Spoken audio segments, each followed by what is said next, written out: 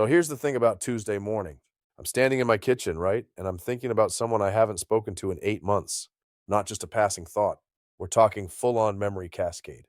What she looked like. That terrible joke she always made. The way she'd steal my coffee before I could finish it. Real vivid stuff. The kind of thinking that makes you realize you actually miss someone. I'm making my coffee. Dark roast, black, nothing fancy. And I kid you not, my phone buzzes. Text message from her. First contact in 8 months out of absolutely nowhere. Now, the skeptical part of my brain says, Travis, you've experienced the Baader-Meinhof effect 1,000 times. You think about your ex's band for 5 minutes, and then you hear their song on the radio. Confirmation bias. Pattern recognition run amok. And that skeptic is probably right most of the time, probably 99 times out of 100. But what about that one time? What if there's a 1% phenomenon hiding inside the 99% noise? This is episode 15 of the Existence Experiment. I'm Travis R. Barlow, and today we're talking about synchronicity, that feeling that the universe is speaking to you in a language of coincidences, that strange, eerie sense that life isn't just random, it's narrative, it's composed. Let me introduce you to Carl Jung, not Freud, not his protege, the guy who broke from Freud over the unconscious, over sexuality, over basically everything. Jung was looking at something different. He was looking at what he called synchronicity. The definition is straightforward, deceptively so. Synchronicity is the occurrence of causally unrelated events that appear to be meaningfully related. That's it. That's the whole thing. But Jung spent the latter part of his career obsessed with it. Here's his famous example. A young woman is in analysis with Jung, resistant, defensive, intellectually blocked. She's talking about dreams. She mentions a dream about a scarab. That's a dung beetle, iridescent, beautiful thing. And right at that moment, Jung hears a tapping on his study window. He opens it. A scarab beetle flies in. An actual insect. In Zurich, where scarabs don't live. Jung saw this as the unconscious mind manifesting in physical reality, the psyche and the world speaking the same language. Not causation, not coincidence, synchronicity, meaningful connection. You see why that's either profound or completely absurd, depending on who you ask. Jung believed this happened all the time, that the universe was littered with meaningful coincidences that we were too rational, too skeptical, too broken to notice, that if you paid attention, really paid attention, you'd see the pattern underneath everything, the hidden grammar of existence. And here's where it gets weird for our simulation hypothesis. If the universe is a simulation, if there's code running underneath reality, then maybe Jung wasn't seeing mysticism. Maybe he was seeing the simulation's narrative optimization algorithm. Maybe he was catching glimpses of how the program maintains dramatic coherence. But let's pump the brakes. Let's invoke the devil's advocate because the skeptical explanation is really good. Baader-Meinhof phenomenon, also called frequency illusion. Here's how it works. You learn about something new. A word you'd never heard. A band. A car model. And suddenly you see it everywhere. Your brain has just been primed to notice it. The frequency hasn't increased. Your attention has the classic example is the red Volkswagen Beetle. Once you notice them, they're everywhere. Before you noticed, they were always there. But your reticular activating system, the part of your brain that filters what's important, wasn't paying attention. Now it is. Apply this to synchronicity.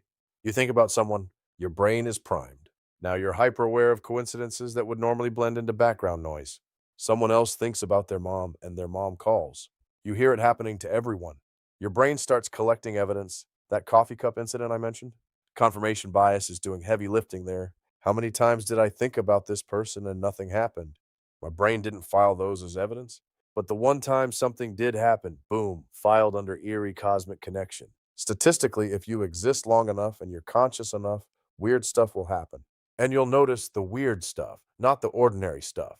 This is the story we're all supposed to accept. This is the rational explanation. And it's good. It explains 99% of synchronicity reports. It's that 1% that keeps me up at night. All right, let's talk about numbers. Specifically, the weird ones. Because if you're alive in 2026, you know what I'm talking about. The 1111 phenomenon. The triple digits. 222, 333, 444. The repeating sequences. I started noticing them in 2019. Just casually. I'd glance at my clock at 1111, not obsessively. Just sometimes. And then I'd think, that's neat. And then I'd forget about it. But other people, they're seeing 1111 constantly, multiple times a day, on receipts, phone notifications, addresses. They're convinced it means something, that the universe is sending them a signal. The rational explanation is obvious. You see times on your phone more than any other random moment. And 1111 is symmetrical, beautiful, noticeable. Of course, you're going to register at more than 1047 or 0323. It's attention grabbing. And once you're looking for it, you'll see it. But here's what bothers me. If you're a simulation, if you're running a universe with billions of conscious agents, and you want some of those agents to stay engaged, to feel seen, wouldn't you use exactly this mechanism? Wouldn't you seed the code with numerical Easter eggs? Wouldn't you make sure that at just the right moments, the right people saw the right numbers? It's narrative convenience. It's the simulation adjusting the probability matrix to create meaning for specific subjects. And if that's happening, then the frequency illusion explanation is missing the point. It's not that people are fooling themselves about random numbers. It's that the random numbers aren't random at all. Beat. They're breadcrumbs. Now, we touched on this in episode 5 when we talked about debug mode. Remember that? The possibility that some people are partially accessing the simulation's infrastructure? What if numerological synchronicity is one of the ways that manifests? What if certain minds are sensitive to the simulation's signal layer? Let's connect this to something we explored in episode 5 as well. The Mandela Effect. For those who don't remember, and that's almost funny, the Mandela Effect is when large groups of people remember something differently than it actually happened, or is actually happening. Depending on which reality you're in, the classic example, Nelson Mandela's death. Huge numbers of people clearly remember him dying in prison in the 1980s. But he didn't. He was released, became president, died in 2013, yet people have vivid memories, shared corroborated memories, of a historical event that never occurred, or the Berenstain Bears. Was it Berenstain or Berenstein? Thousands of people are convinced it was Berenstein. Their childhood memories are vivid. But apparently it's always been Berenstain. Always. Yet the synchronicity of misremembering is eerie. It's not random forgetting. It's systematic, across thousands of minds, the same wrong answer. Skeptics have an explanation. False memories. Source confusion. The brain is bad at detail. The human mind is vulnerable to suggestion. But what if it's something else? What if the Mandela effect is evidence that the simulation's database got updated and some people are glitching between versions? What if we're seeing the lag time between when the simulation corrects something and when human consciousness catches up? Here's the wild part. The Mandela effect is a form of shared synchronicity. It's not one person seeing a connection. It's thousands seeing the same impossible thing. And if Baader-Meinhof is about individual pattern seeking, what explains collective pattern glitching? Synchronicity is supposed to be personal, but the Mandela effect is mass-produced. Let me propose something uncomfortable. What if the simulation isn't just running a physics engine? What if it's also running a narrative engine? What if reality is being curated for dramatic coherence? Think about the structure of a well-written story. Exposition, rising action, climax. The breakup happening right before you were offered that work opportunity overseas. Resolution. The events aren't random. They're orchestrated. They're timed. They build on each other. There's causation, but also something else. There's rhythm.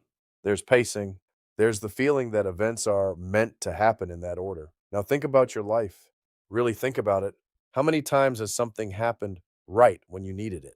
Not in a mystical way necessarily, just in a narratively convenient way. The job interview scheduled the day your savings run out. The unexpected conversation that planted the seed for your life's work. Some of this is selection bias. Here's another term I want to introduce. You're not remembering the times things didn't work out perfectly. Some of this is the fact that humans are pattern seeking and we're good at reverse engineering meaning from events. But what if there's a third explanation? What if the simulation is running a narrative optimization algorithm? What if synchronicity is literally the code ensuring that your life has dramatic structure, that your suffering has purpose, that your choices matter, that you're not just a random agent in a random universe, you're a character in a story? And if that's true, then synchronicity isn't a paranormal phenomenon. It's a design feature. It's the simulation's way of maintaining narrative causality while appearing to respect free will. It's how the code gives your life meaning without actually controlling your decisions. Beat. You get to choose. The universe just makes sure your choices matter. Apophenia. It's the tendency to see meaningful connections between unrelated things. It's what happens when your pattern recognition system goes into overdrive. It's what schizophrenics experience when they see conspiracies in every news broadcast, every coincidence, every relationship. It's not delusional in the psychiatric sense. It's just perception running too hot. And here's the thing, most synchronicity experiences are probably apophenia. Probably. But apophenia is interesting because it reveals something about consciousness. Your brain is a pattern-finding machine. It's evolved to see connections because connections keep you alive. A rustling in the grass might be wind, or it might be a predator. Your ancestors who noticed the pattern survived. The ones who didn't got eaten. So your brain is designed to see meaning, to see connection, to see causation even where there isn't any. That's not a bug. That's the most fundamental feature of consciousness. But here's the weird part. What if the simulation is aware of this? What if the code is designed to work with your pattern recognition tendency? What if synchronicity is the space where human consciousness and simulation code meet? Where your brain's nature to find patterns intersects with the code's nature to run narratively coherent events? In other words, maybe synchronicity isn't something that happens to you. Maybe it's something you and the simulation co-create. You find the pattern. The code makes sure there's a pattern to find. You're not the observer or the observed. You're both. All right, let's get to the uncomfortable thing. Let's say all of this is true. Let's say synchronicity is real. Let's say the universe is actually paying attention to you. The simulation is aware of you. It's running a narrative algorithm specifically designed to give your life dramatic structure and meaning. Then why is there suffering? Why are you in pain? Why does the code allow cancer, loneliness, betrayal, loss? If the simulation is sophisticated enough to run meaningful coincidences, why isn't it sophisticated enough to spare you from agony? Is suffering part of the narrative? Is pain a plot device? Is the code allowing suffering because without it, drama dissolves? Without risk, without loss, without the possibility of tragedy, there's no meaning. There's just pleasant randomness. We're going to explore that next episode. Episode 16 is called The Suffering. We're going to ask why a benevolent, aware simulation would choose to include pain. What kind of God would design that? What kind of programmer would write that code? I'm Travis R. Barlow, and this has been the Existence Experiment. For now, though, I want to leave you with this thought.